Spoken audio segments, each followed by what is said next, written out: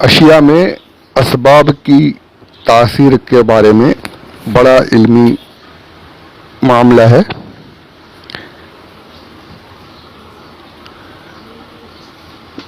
اس میں یہ مختصراً میں عرض کر دوں کہ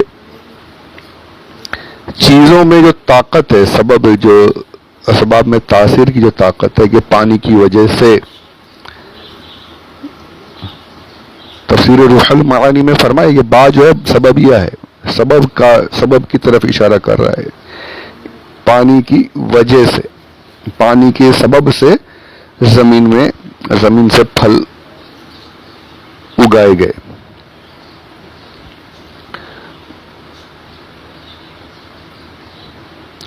تو اس کے بارے میں علماء کا یہ موقف ہے، اختلاف ہے اس میں. کوئی کہتا ہے، کوئی یعنی کسی نے یہ رائے دی کہ کوئی یہ کہے گا کہ سبب چیزوں میں ہے تو غلط ہے، صحیح نہیں. اللہ عز و جل مسبب الاسباب ہے بے شک. تو اس کا خلاصہ اس طریقے سے آپ کو آسان کر کے بتا دوں کہ ہر چیز میں جو سبب کی جو تاثیر موجود ہے، تو یہی سمجھنا ہے کہ یہ اللہ عز و جل نے اس چیز میں تاثیر عطا فرمائی ہے. حقیقی مؤثر جو ہے وہ اللہ تبارک و تعالی ہے، اللہ کی حکمتیں ہیں. بالکل ہر چیز میں تاثیر کا نہ ماننا یہ صحیح نہیں. تاثیر موجود ہے، اثر موجود ہے، اللہ کی عطا سے ہے. ہمارے سارے کام جو ہے دنیاوی وہ ایک دوسرے کی مدد سے ہو رہے ہیں، سبب سے ہو رہے ہیں، دوسری چیزوں کے سبب سے ہمارے کام ہوتے رہتے ہیں. سورج کی وجہ سے دن کی روشنی ہے، سورج کی گرمی سے پھلوں کا، اناج کا پکنا ہے، پانی کے نزول سے، جیسے یہاں پر فرمایا پانی کی وجہ سے جو ہے پھل اگ رہے ہیں، اناج اگ رہا ہے. پانی ہم پی رہے ہیں تو پیاس بجھ رہی ہے، اناج کھا رہے ہیں تو بھوک مٹ رہی ہے. یہ سارے اثر جو ہیں یہ اللہ کی عطا کے ہیں بے شک، لیکن اثر چیزوں میں ہے. اگر یہ نہ مانے تو سارے کام کاج ہی نہیں ہوں گے. تفسیر روح المعانی میں بڑے یعنی آپ نے دونوں طرف کی باتیں لکھی ہیں، اور پھر ایک بڑا فیصلہ فرمایا ہے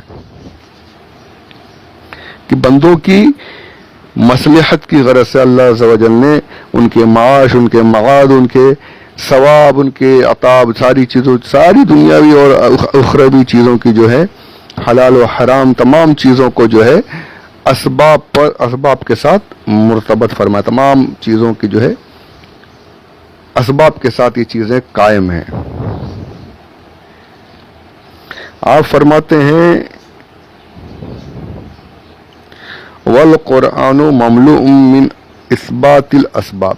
فرماتے ہیں قرآن پاک چیزوں میں اسباب کے اثر کو ثابت کرنے کی باتوں سے بھرا ہوا ہے. آیتیں بھری ہوئی ہیں، بالکل جگہ جگہ موجود ہیں کہ اشیاء میں تاثیر موجود ہے، سبب میں تاثیر موجود ہے. یہ قرآن پاک میں بھرا ہوا ہے.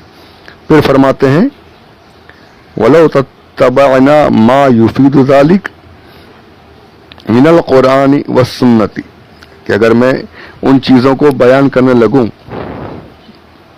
ان چیزوں کو ظاہر کروں جن میں یہ باتیں پتہ چل رہی ہیں کہ اسباب میں تاثیر موجود ہے، قرآن و سنت میں حدیث پاک سے چیزوں کو بیان کروں، تو فرماتے ہیں لزاد علی عشرۃ آلاف موضع حقیقتا لا مبالغہ. اگر میں ان قرآن و سنت سے ان چیزوں کو جمع کروں، ان چیزوں کا بیان کروں، تو فرماتے ہیں کہ 10,000 سے زیادہ میں آیتیں اور حدیثیں ملا کر کے 10,000 سے زیادہ جگہ بتا سکتا ہوں. اور کہتے ہیں یہ مبالغہ نہیں کر رہا ہوں، یہ حقیقتاً بتا رہا ہوں، مبالغہ نہیں، صرف ایسے ہی بول رہا ہوں 10,000 نہیں، حقیقت میں 10,000 سے زیادہ ہو جائیں گی. قرآن و سنت میں اتنی جگہ یہ بیان کیا گیا ہے، اتنی جگہوں سے یہ ثابت ہے کہ اسباب میں تاثیر موجود ہے. یقیناً اللہ کی عطا سے بے شک. کوئی یہ کہے کہ پانی خود سے اگا رہا ہے، نہیں چلے گا. کوئی یہ کہے کہ اناج کھانے سے خود سے اناج میں طاقت ہے کہ بھوک مٹا دے، یہ بھی نہیں چلے گا. یہ اثر جو ہے اللہ عز و جل کی عطا سے. اللہ عز و جل چاہے تو یہ سارے اثر جو اسباب میں تاثیر ہو سب کچھ ختم کر دے، بے شک یہ ہو سکتا ہے. لیکن یہ بات ضرور ہے کہ اسباب میں تاثیر اللہ نے عطا کی ہوئی ہے. تو جب پانی سے رزق، یہ ہم دیکھتے رہے قرآن کہہ رہا ہے پانی کے ذریعے سے پھل اگے، ساری چیزیں اسباب کی. آپ نے یہاں سنا کہ 10,000 سے زیادہ جگہوں پر موجود ہے. تو جب یہ ساری چیزیں موجود ہے تو اگر کوئی یہ کہے کہ فلاں کی دعا سے، فلاں پیر صاحب کی دعا سے مجھے اولاد حاصل ہو گئی، فلاں ولی کی دعا سے مجھے کاروبار میں ترقی مل گئی، فلاں حضرت کی دعا سے، ان کی نظر کرم سے، ان کے فیض سے میرا کاروبار ترقی کر رہا ہے، میری مشکلیں دور ہو گئی، حضور اکرم صلی اللہ علیہ وآلہ وسلم کی نظر عنایت سے میرے تمام پریشانیاں، تمام مصیبتیں، تمام آلام جو ہیں یہ دور ہو گئے. اگر کوئی یہ کہے تو اس میں کون سا شرک ہے بھائی؟ کون سا شرک ہے؟ خود اللہ عز و جل فرما رہا ہے کہ پانی کے ذریعے سے، پانی کے سبب سے اناج اگے ہیں. تو جب یہ خود قرآن بتا رہا ہے کہ اسباب میں تاثیر کی طاقت موجود ہے اللہ کی عطا سے، جب چیزوں میں طاقت موجود ہے تو اللہ والوں کی دعاؤں میں طاقت کیوں نہیں ہو سکتی؟ ان کی نظر کرم میں طاقت کیوں نہیں ہو سکتی؟ ان کے فیض سے ہمیں نیکیاں، ان کے فیض سے ہمیں بھلائیاں حاصل کیوں نہیں ہو سکتی؟ یقیناً ہو سکتی ہیں. اور اگر کوئی یہ عقیدہ رکھتا ہے کہ ان کی دعاؤں کی وجہ سے، ان کے فیض سے، ان کی صحبت کی وجہ سے، ان کے کرم سے اللہ نے ان کی نظر عنایت سے میری تمام مشکلیں دور کر دی ہیں، تمام پریشانیاں دور کر دی ہیں، نیکیاں، مجھے بھلائیاں حاصل ہو رہی ہیں، تو کوئی شرک نہیں کرتا. اسباب میں تاثیر موجود ہے، اللہ والوں کی دعاؤں میں اثر موجود ہے. تو یہ سمجھنے کی بات ہے. بس یہاں وہاں سے سن کر کے چلا چلی کر کے آ کے لوگوں کو بہکانا شروع کرنے والوں کی باتوں میں نہیں آنا چاہیے، بہکنے سے بچنا چاہیے. تو آپ سے یہی التجا ہے کہ علماء اہل سنت کی باتوں کو سنتے رہیں، علم حاصل کرتے رہیں. انشاءاللہ ایسے بہکانے والے جب آئیں گے تو خود ہی منہ کی کھا کے لوٹ جائیں گے انشاءاللہ عز و جل. تو یہ بہکنے والی باتوں سے دور رہنا ہے. اللہ ہمارے عقائد کی حفاظت فرمائے. یہاں پر ایک بات اور عرض کر دوں، پھر تو دوسرے آڈیو میں جائیں گے تو الگ ہو جائے گا. یہاں پر جو فرمایا کہ رزق، پانی کے ذریعے سے رزق، پھل جو ہیں، پھل زمین سے اگائے. اب اس پر علماء نے کتنا پیارا، ایک بڑی ہی پیاری چیز، بہت ہی اہم چیز جو ہے ظاہر کی ہے. اب یہ پھلوں کا تذکرہ تو اس کے بعد کے آڈیو میں کروں گا انشاءاللہ، اس کے بارے میں چند باتیں بعد میں ہوں گی. یہاں پر دیکھیے کیا فرمایا جا رہا ہے، زمین کو بنایا بچھونا. آسمان کے بارے میں فرمایا بنا عمارت کی طرح، چھت کی طرح بنایا گیا، اور پھر آسمان سے پانی کا نزول ہوا، اور پھر پانی سے پھل پیدا ہوئے زمین سے. تو اس کے بارے میں علماء فرماتے ہیں کہ زمین کو، یعنی جو ہے زمین وہ عورت کی طرح ہے جو نیچے ہے، جیسے فراش بچھونا بنایا گیا، اور آسمان جو ہے مرد ہے جو اوپر ہے،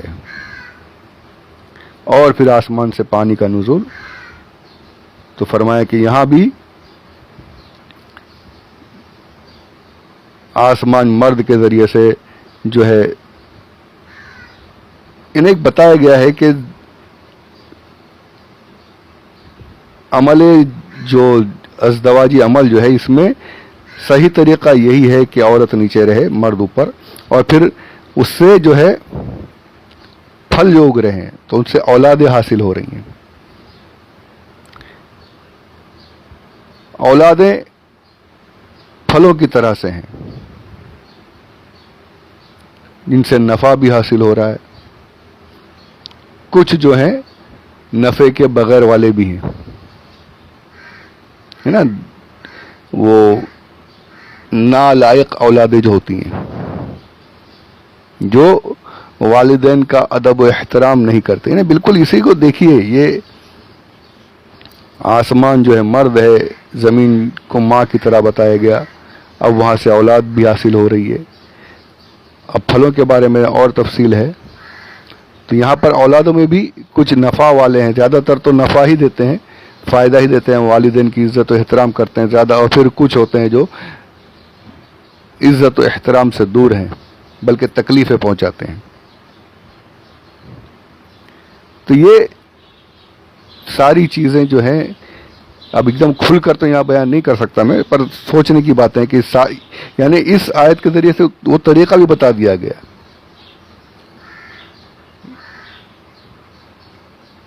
کہ جو صحیح طریقہ ہے وہ یہی ہے. اب پھر اولادوں میں سے, پھلوں میں سے جیسے کچھ میٹھے ہیں کچھ کڑوے ہیں, اسی طریقے سے کچھ نیک اولادیں ہیں کچھ نالائق اولادیں ہیں. تو علماء نے یہاں پر اس آیت کے ذریعے سے اسے بھی ظاہر فرما دیا کہ اللہ نے یہ بھی تمہارے لیے بتا دیا. اب اس کے بعد انشاءاللہ عز و جل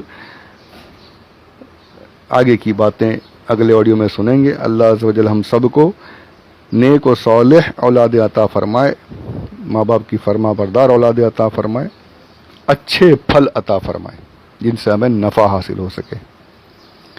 آمین بجاہ النبی الامین صلی اللہ علیہ وسلم. وما علینا الا البلاغ المبین.